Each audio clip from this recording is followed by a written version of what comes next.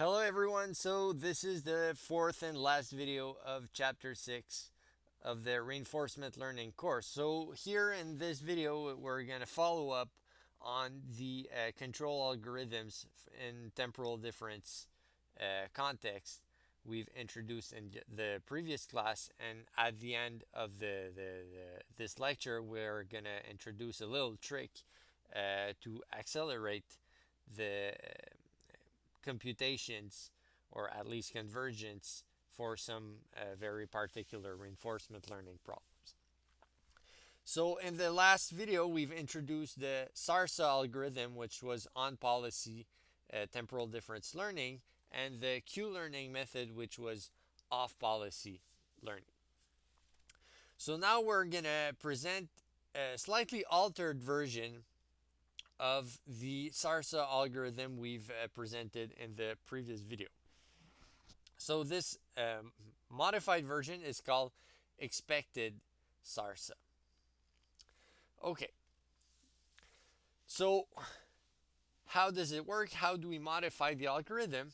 Well, the idea is that instead of considering the next action at time t plus 1 to make the update in the algorithm, instead we're gonna make a sample average among possible subsequent actions. Okay, so this we will justify very shortly within the slides. Okay, so assume pi is the current estimate of our optimal policy in the SARSA approach. Then what's gonna happen, instead of updating the action value function estimate qt with the new action at plus 1 from our episode, and consider qt, okay, this should be inverted, it should be st plus 1 at plus 1. So instead of considering the next state action pair within the target to make the update, we will consider, as we said, a weighted average across all possible actions at the next step, and the average will be made across all possible actions, so the weights will be the probabilities of the various actions in the next state, which are characterized by this policy pi. Okay, so in other words, if we had the regular SARSA update rule, we would have that the next estimate is the current estimate plus, again, the learning rate times the target minus the current estimate, where we said in SARSA, so let's write it. In SARSA, the target was the reward plus gamma times, instead this was q t s t plus 1 a t plus 1. So it's the same expression that is here, instead that there was no expectation here. Okay, it's just the q function at the next action, where the next action was a sample from our current estimate of the optimal epsilon greedy policy. So here, in the expected SARSA, instead of considering the next state action pair, what we will consider is the next state, but for the next action, instead of taking the next action of the episode, we're going to take the expectation across that next action of the value function. Okay, so this expectation is the sum across all possible actions of the probability of taking the a as the next action. So this probability is characterized by pi t, the current estimate of the optimal policy, times the value function at the next state and at action A. Okay, so again, this is assuming that the current state is not the terminal state, because if we're in the terminal state, the value is 0, so we don't need to update anything. And pi t here it's the current estimate of the policy that we're optimizing. So, as we said, instead of uh, taking the action that is sampled within the episode, as in SARSA, we take the expected value of the value function, action value function at the next state, across all possible values of the next action. Okay, so we can see expected SARSA as a modification of SARSA, where in the update to determine the target, we take a weighted average of the next actions instead of taking the next action from the um, from the episode that is generated. We could also see expected SARSA as a slightly modified version of Q-learning, where instead of, so in Q-learning, instead of having this, we had, oh, instead of having this, we had maximum across A. So in Q-learning, we took the greedy action based on our current estimate of the value function, whereas in expected SARSA, we're, instead of taking the greedy action, we take a weighted average across all possible actions based on our current estimate of the policy. So we can see expected SARSA either as a modification from the regular SARSA or a modified version of Q-learning.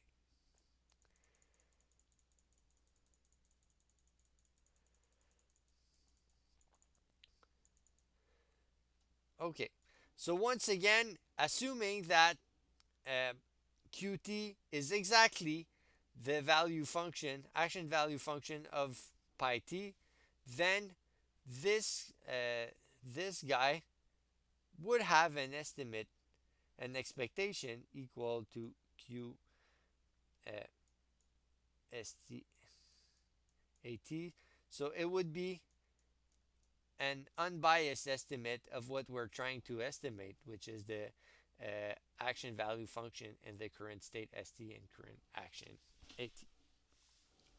Okay, so this is always the idea with the target. The target is something that reflects what you want to estimate, which is an unbiased, or at least as close as possible to an unbiased estimation of the quantity you're trying to estimate, which is the true value function. Okay, so here,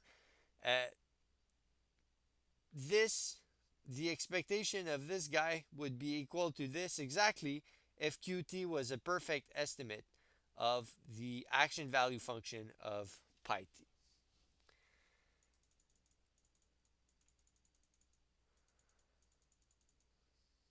Okay. So, what are the advantages and disadvantages, or inconvenience, of using expected SARSA in comparison to SARSA? Well, one issue with expected SARSA is that so if we go back one slide, we add a weighted average across all actions. So if the action space is very, very, very large, this summation becomes extremely large, and this computation here might take too much time. Okay, so expected SARSA is meant to work better when sample the space or the set of possible actions is small. Okay. Conversely, this I haven't discussed it in the slides, but if the set of possible actions is too small, instead of calculating the true expectation, we could sample randomly some actions so that our sample reflects the expectation of the action. Okay, so this I haven't mentioned in the slides, but just for you to know, we could have a Monte Carlo simulation where we simulate possible actions if the action space is too large.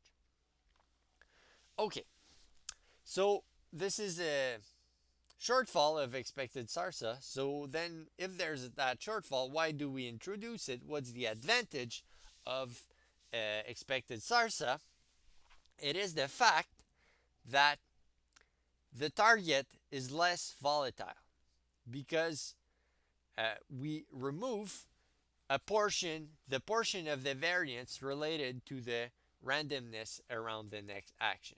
Okay, so if we go back here, by summing across all possible next actions, this is much less volatile, so it's an expectation, which is much less volatile than the next action itself. Okay, so a realization of a random variable, of course, is always more volatile than its expectation, okay, which is typically a constant. So for that reason, because we're removing part of the variability of the target, which is the variability associated with the next action, the target has less variance, so it is a more precise estimate of the action value function at the next step, or for the next state st plus 1.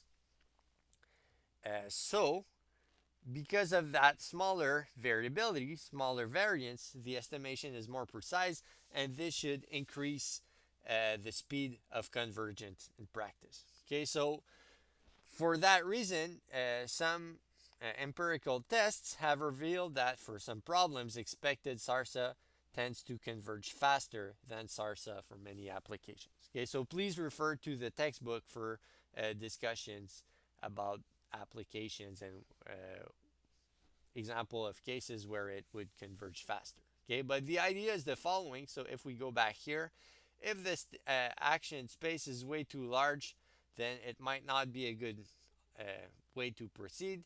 But if it isn't, then this modification would be a relevant way to reduce the variability of your target and get faster convergence. Okay. So now, is expected SARSA an off policy or an on policy method? Well, the great news is we can do both. Okay, because so let's go back here. So here, exactly like in Q learning, the update rule does not depend on AT plus 1. Okay, so basically you can use any policy to generate episodes, and this one will not impact your updates because whatever policy you follow, your updates are independent on the next actions taken. Okay, so you could use expected SARSA purely as an off policy method, or you could use it as an on policy method where your behavior policy you use to generate episodes, you could simply use your current estimate of the best policy up to a modification to make it epsilon greedy, for example, to have continuous exploration. Okay, so in off policy methods, you can always select whatever behavior policy you want, but among these behavior policies, you could always decide to select your best estimate of the optimal policy, as long as you modify it a bit so as to ensure continuous exploration. Okay, so SARSA can be used either as an on policy method or an off policy method.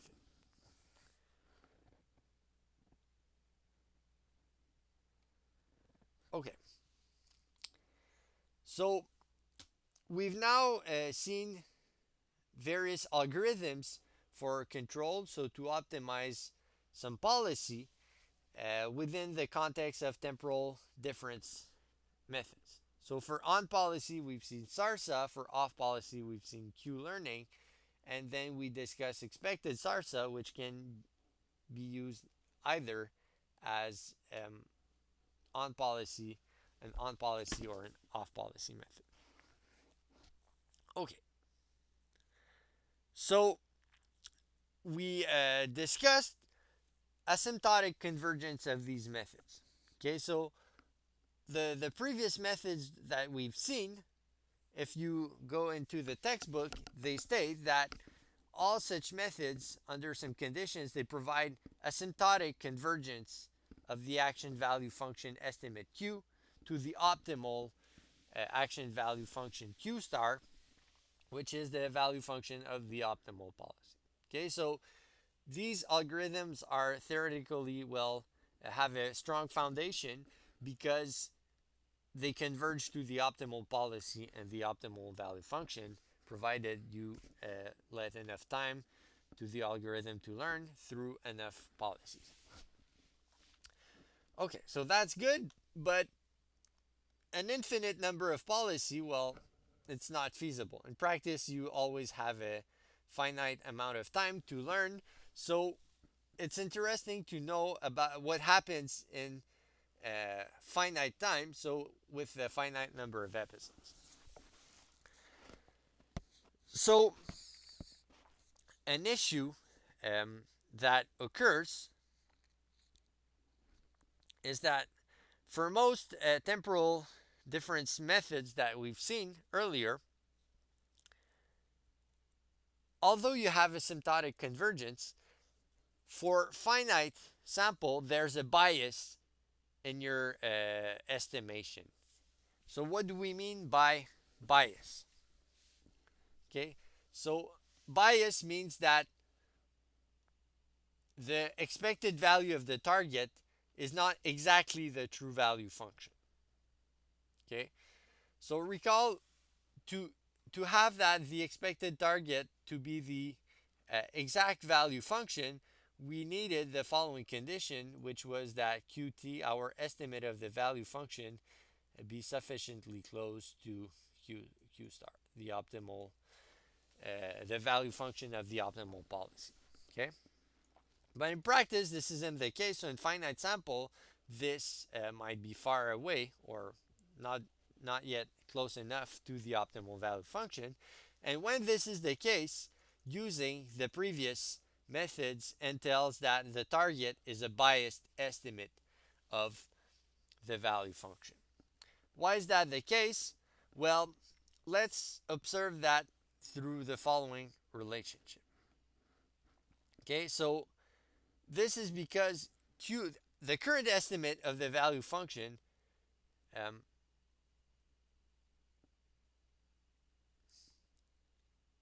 okay, how can I say that?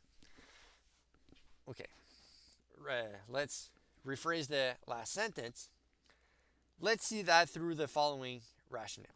Okay, so let's assume that Qt, our current estimate of the value function, is an unbiased estimator of the true action value function of the optimal policy.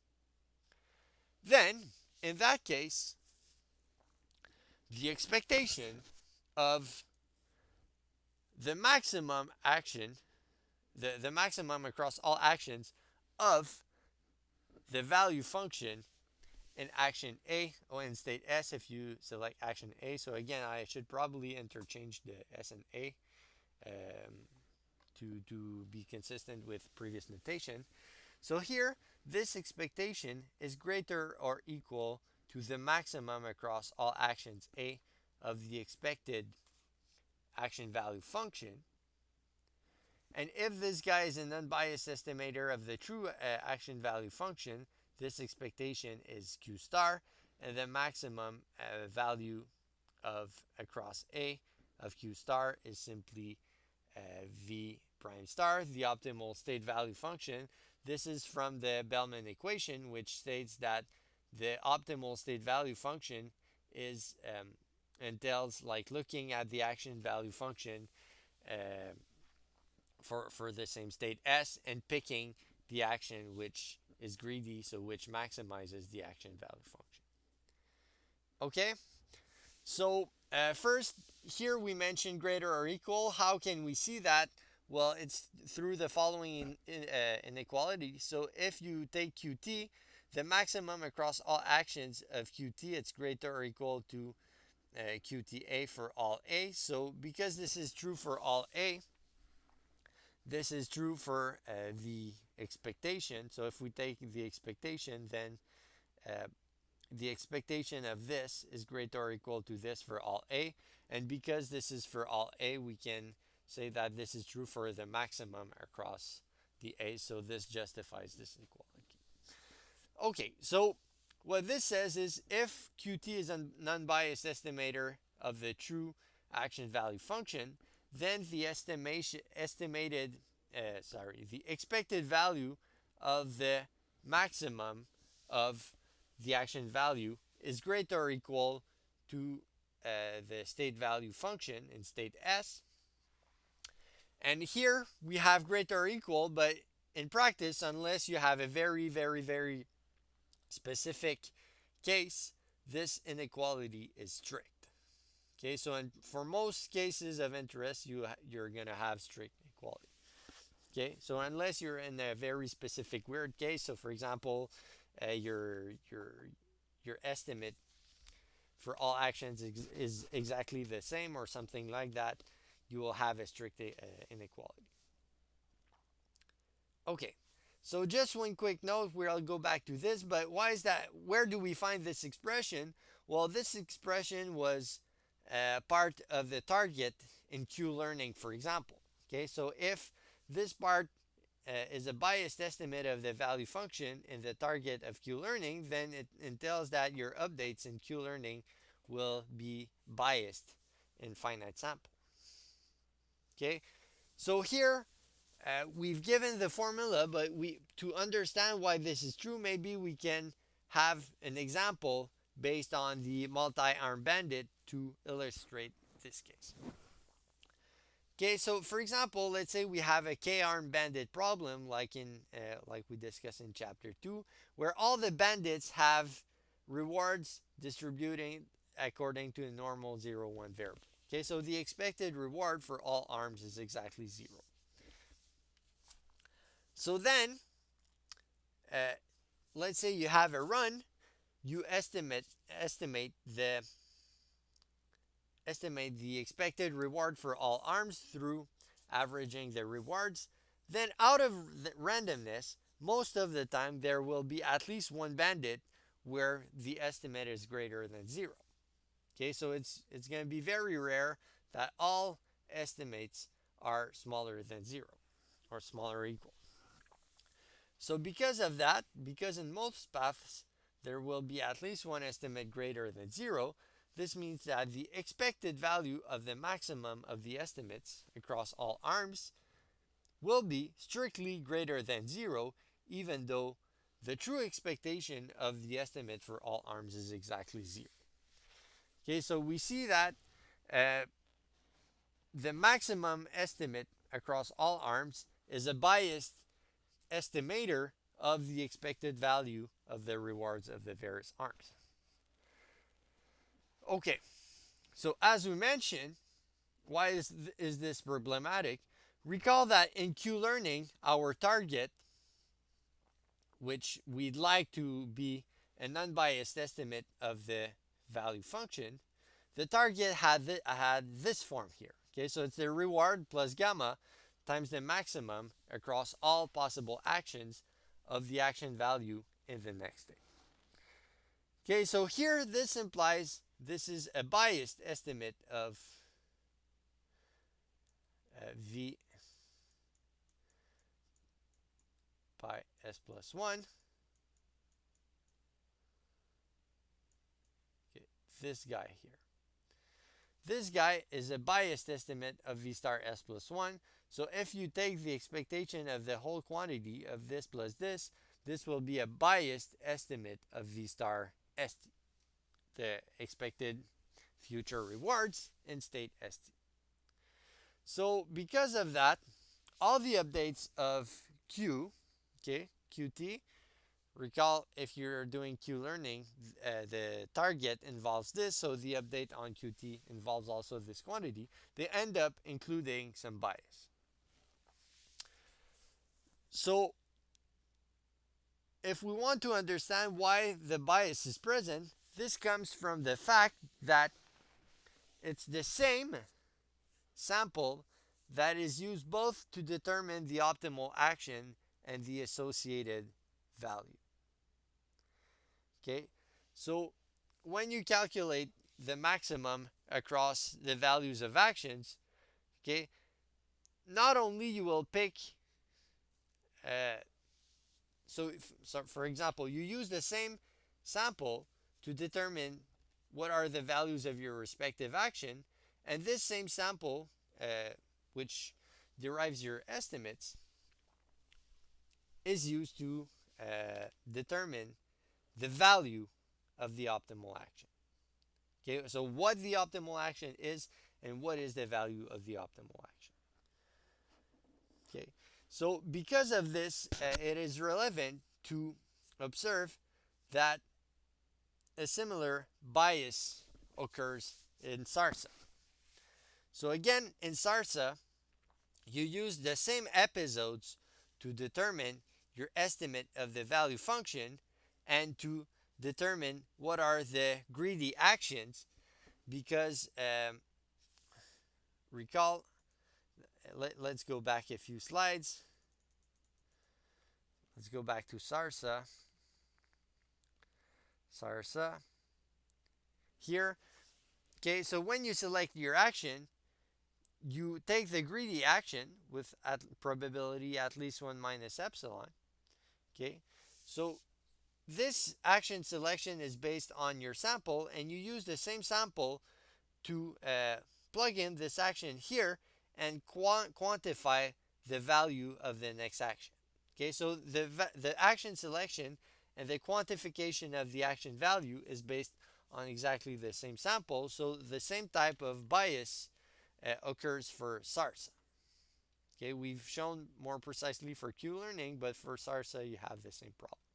So let's go back here. Okay, so now what we're going to present is an approach to remove such bias in practice. Okay, so how can we do that? It's we can set up two estimates of the value function that are based on independent samples. Okay, so one estimate will be used to determine what the greedy action is, and the other sample will be used to determine what is the value of that greedy action.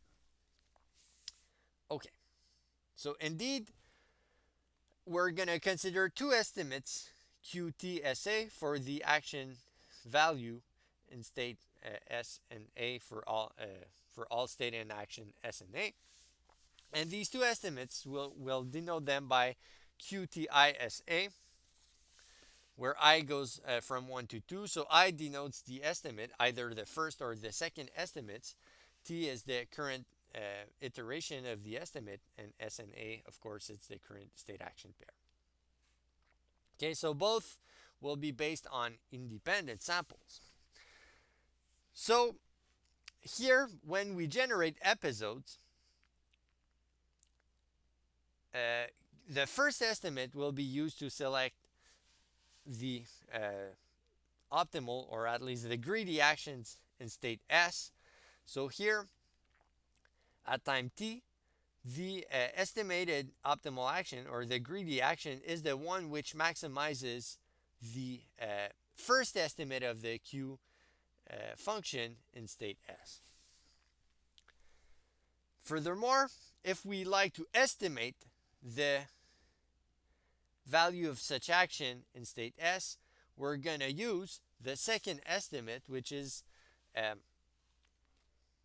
plugging the second estimate of the Q function, but where we use this action A, which is the greedy action determined from the first estimate. Okay, so here the estimate of the greedy action in a state S will be the second estimate of the Q function evaluated in S and in a state A, which maximizes the first estimate. Okay, so we're going to see that this approach corrects for the bias entailed by previous versions of the SARSA, expected SARSA, or Q-learning. Okay, so let's discuss now why does this approach correct the bias present in previous algorithms? So let's go back. We're gonna illustrate that through going back to the previous multi-arm bandit we've considered. Okay, so let's recall our K-arm bandit problems where all rewards from all arms are distributed according to a normal 0, 1 variable. So Q star for all arms is exactly 0. The average reward for all arms is 0. Then, uh, what is the expected value of the greedy action? So here, okay, so first, why is there no ST here in the Q function? It's because in the multi-arm bandit, there's a single state. Okay, so the state is included in the specific case of multi-arm bandit. Okay, so if we did Markov decision processes, we need an ST, but now we consider the particular case of bandit, so ST is not there. So the expected value of the action value function evaluated at the greedy action is, so we take an expectation, so an expectation is a weighted average across all possible values of the greedy action times the expected value of the Q function at the greedy action, given that the greedy action is deemed to be A. Okay, so here, if you look at the second term, you say, okay, if you fix A star to A, then why is that something random? It's because the function Q2 here, this is an estimate, so the function Q is random here. Okay, so this is why it makes sense to still consider a conditional expectation. So here, what's the probability that greedy action is some action A? So this would have that the greedy action at step T would be A if A would be the action maximizing the estimate of the value function.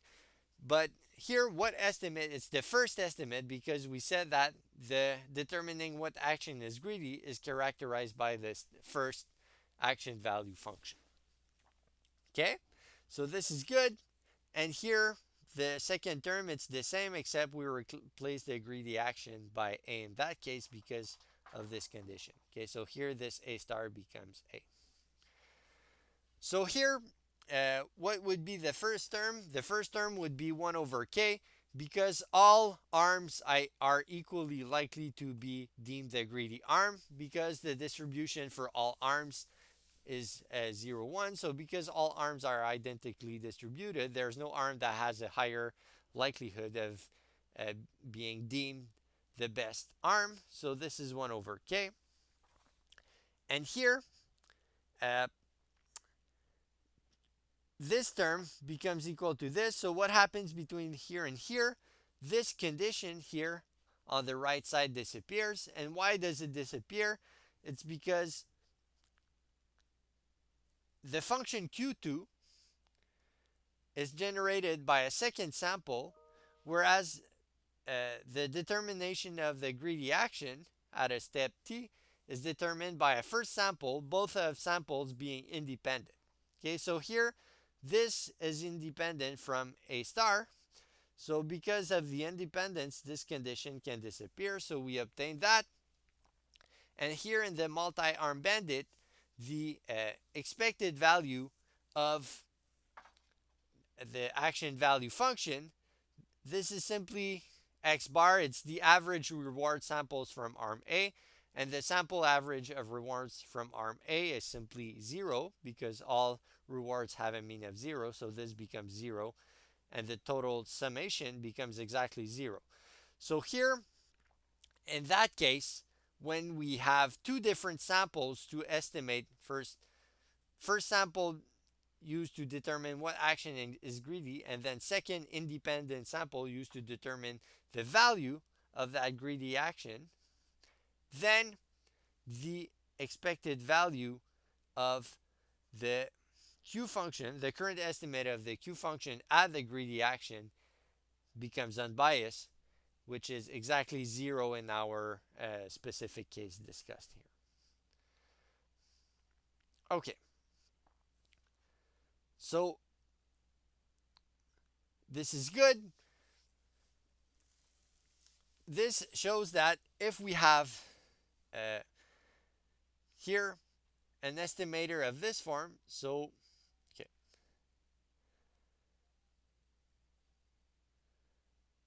okay, let's write it like this. Okay, so this is meant to be an estimate value of Q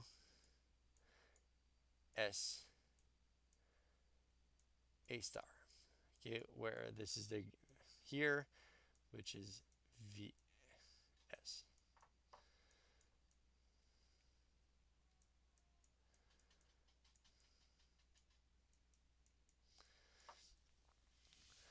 Okay, so what we showed previously is that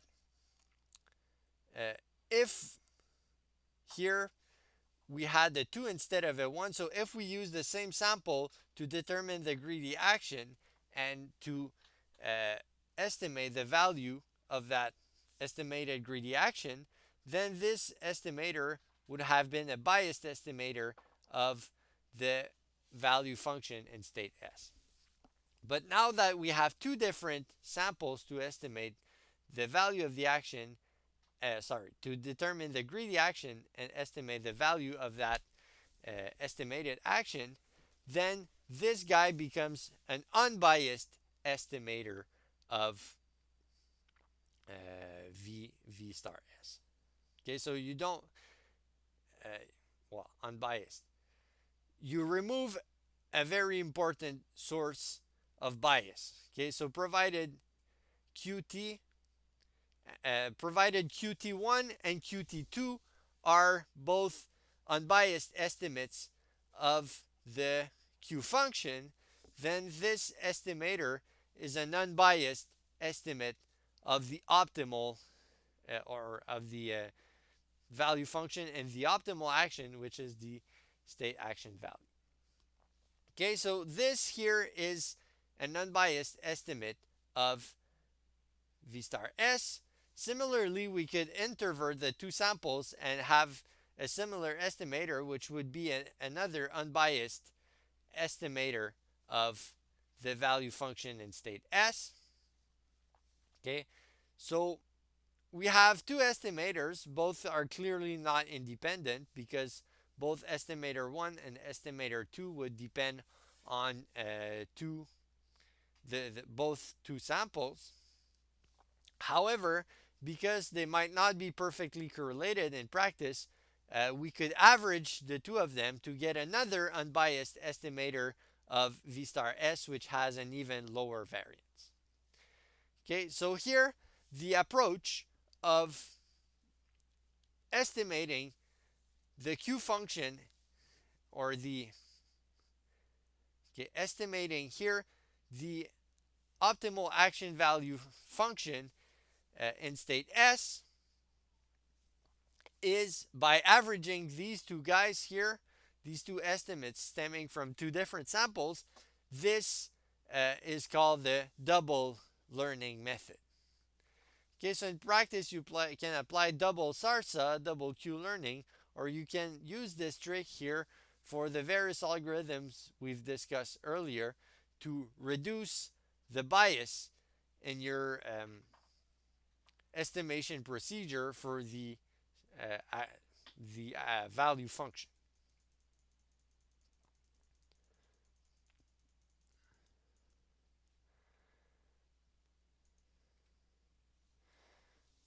Okay. So this double learning approach, it involves replacing. Okay, so let's go back a few slides here. So for example, let's say we have SARSA. Okay, let's go back to SARSA. Here, when we take the target is the estimate of the value function evaluated in the next action, which is most of the time the greedy action. Okay, so here using double learning, instead of having qt, st plus 1, at plus 1, we can replace this quantity by the estimators we've just derived. So this estimate, okay, where s would be st plus 1 instead, so using s is equal to st plus 1, we could use that quantity within the target, or that quantity, or an average of both, to perform the target and remove the bias, a portion of bias within the target. Okay, so in that case, uh, this tells you how to construct the target, but in practice, we said we have two estimates of the value function based on two different samples. So what's going to happen every time there's a new state in action that is observed, then what's going to happen is you will toss a coin, and based on the result of the coin, you'll only refine or update the one of the two estimates you form for the value of the current state action pair.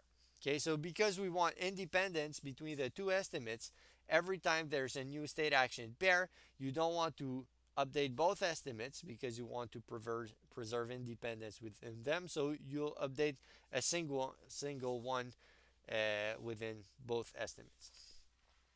Okay, so for example, on every time you generate an episode, you want to refine your estimates of the value function.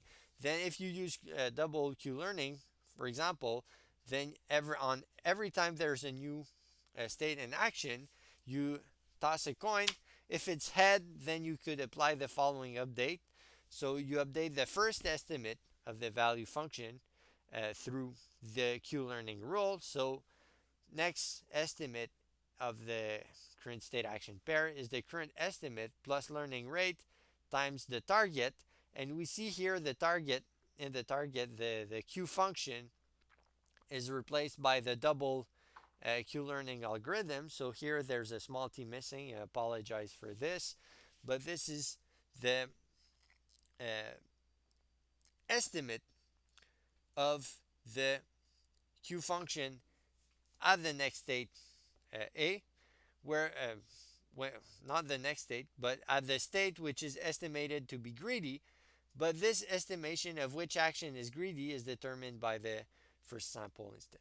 Okay, so this is the estimate within the double learning method to be used within the target minus the current estimate. Okay, so here in double learning, what's the difference between the double and single learning? Let's recap that. In double learning, you have two estimates of the action value function instead of a single estimate. And the two estimates are formed from different samples. Okay?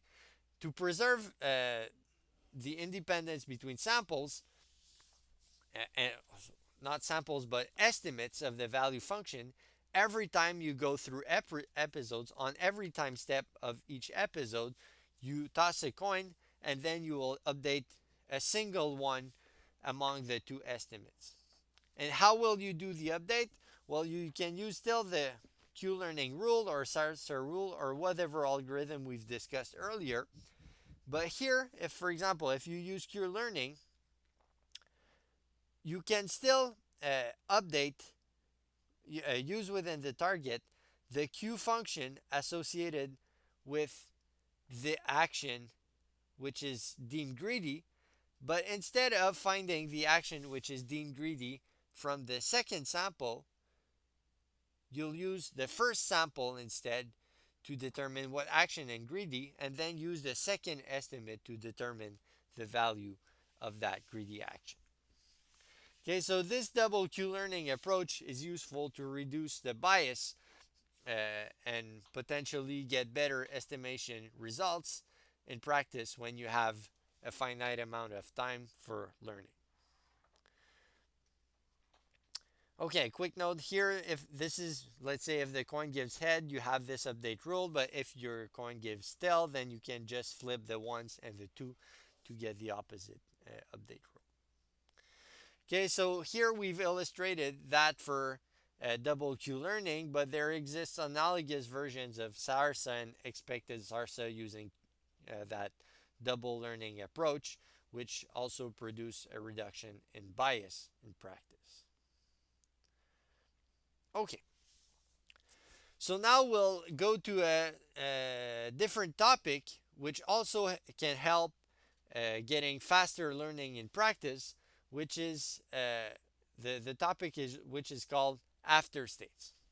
Okay, so this is a trick to accelerate computations in practice for some reinforcement learning problems or even dynamic programming problems.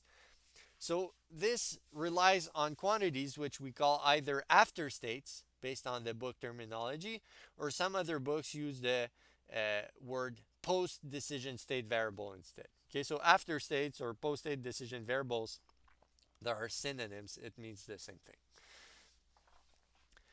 Okay, so what is the idea behind this technique that can sometimes be used?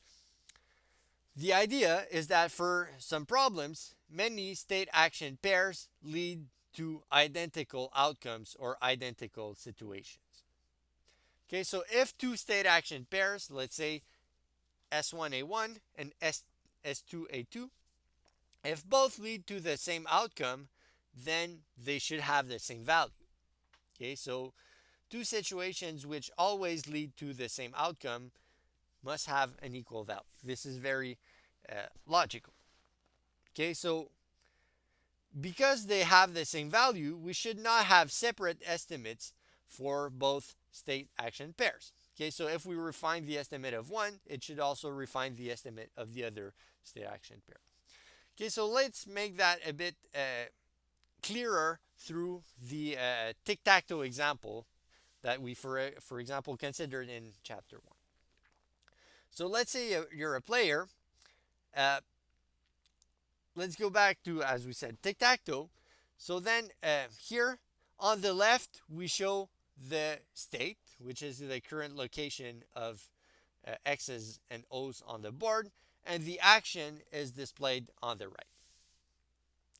Okay, so here the after state, which is the outcome right after the action is selected, is shown at the bottom.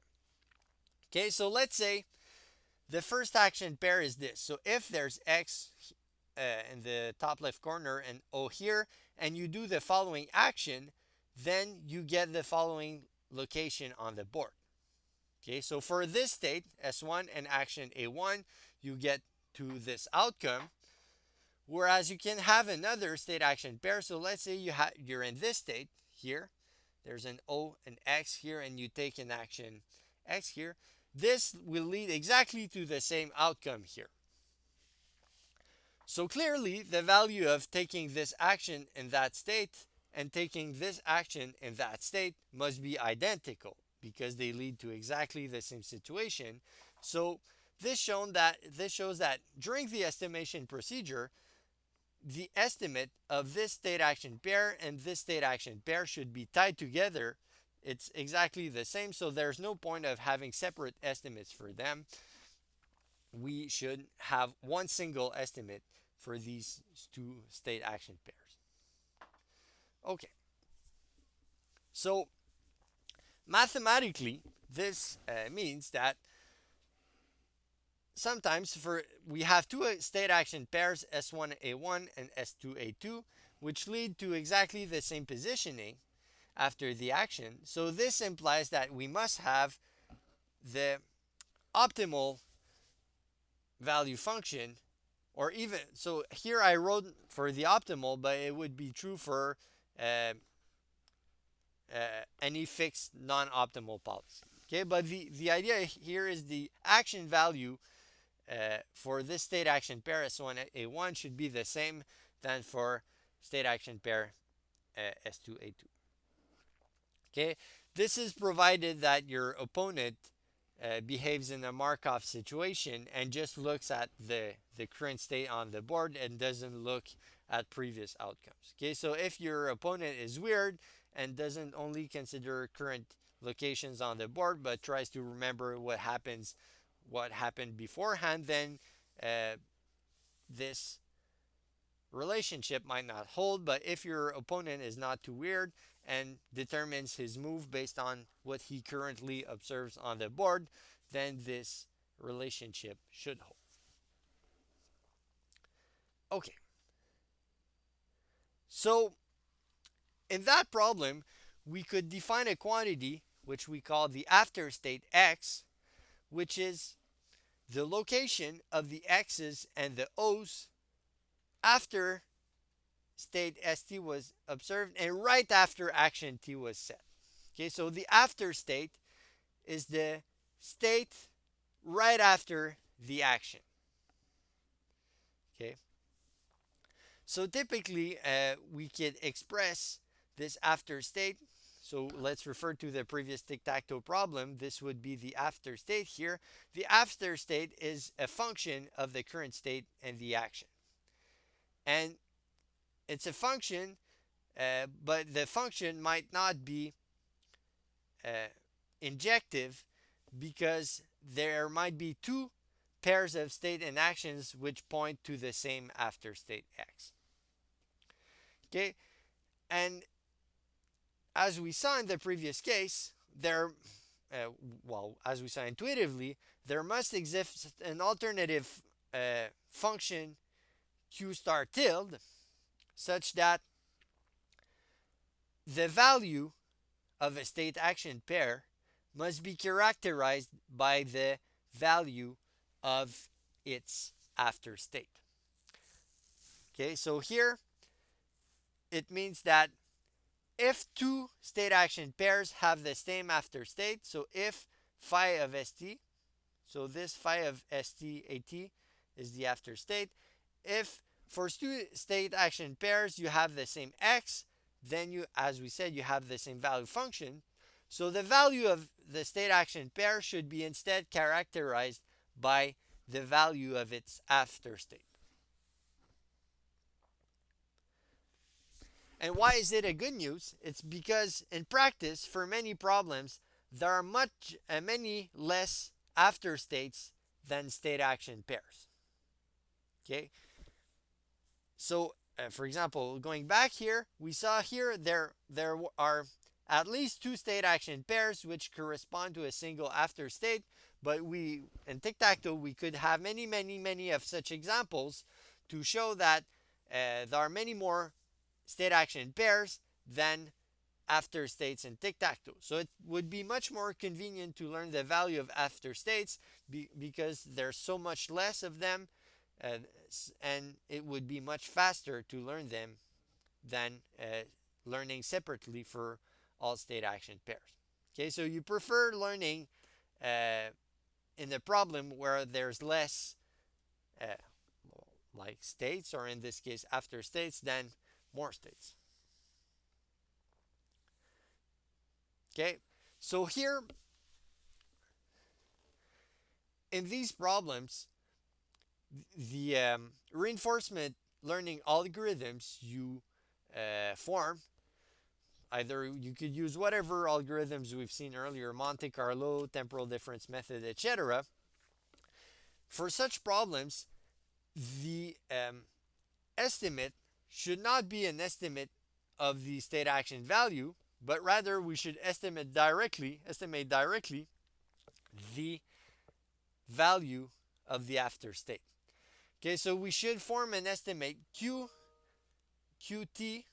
Okay, so QT stands for estimate, but here the tilde means that it's the estimate of an after state rather than the estimate of the state action pair, and we should form an estimate of the after state trying to converge to the true value of the after state. Okay, so setting up such estimate, you can use pretty much all the same methods we've seen earlier.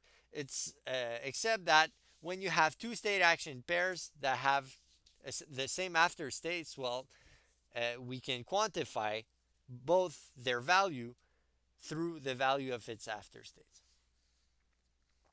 Okay, so in that case, you can use whatever algorithms we've used up to now to estimate the value of after states. And then, how can you generate episodes, or how can you select actions within that framework?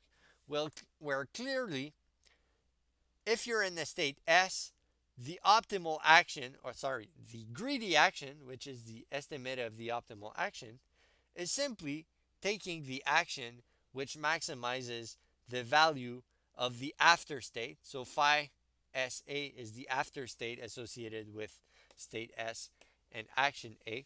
So when you select an action on your to optimize your policy, the action you select is just in a given state the action which leads to the best after state.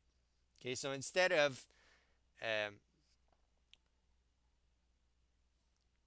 uh, instead of maximizing the Q function QSA, you can instead just maximize the Q function or estimated value of the after state in that case. Okay, so just in a nutshell, after state, just to recap, sometimes two state action pairs lead to the same after state. So it would be much more simple to quantify the value of the after state rather than the two state action pairs separately. So all the previous algorithms we've seen can be used to form estimates of values of after states rather than all state action pairs, which is more convenient because there's much less after states in many problems, and this improves convergence. Okay, now a bit of my work. So if you're interested in these after states business and you like dynamic programming or reinforcement learning applications to finance, I just give hereby a very short paper I've written about the application of after states, or in fact, I use the term post decision state variables. So a very short article to show how to apply this in a portfolio management framework for risk optimization. So if you're interested in learning about how you can apply these in more realistic settings, or uh, settings that are applicable in practice, you could have a look at this. Okay, so this concludes the chapter. The temporal difference methods we've introduced in this chapter are very, very, very popular in reinforcement learning and are widely used in practice. Okay, so why are they so widely used? Well, first, they're simple to express and program. Okay, so the update rules we've seen, they fit within one line, so it's very, very easy to program and practice. Okay, uh, to explain, it takes a bit of time to digest that and explain that, but it's also convenient once you've put a bit on effort of this. It's they're not extremely sophisticated in terms of complexity, so this also is another reason why they're very popular.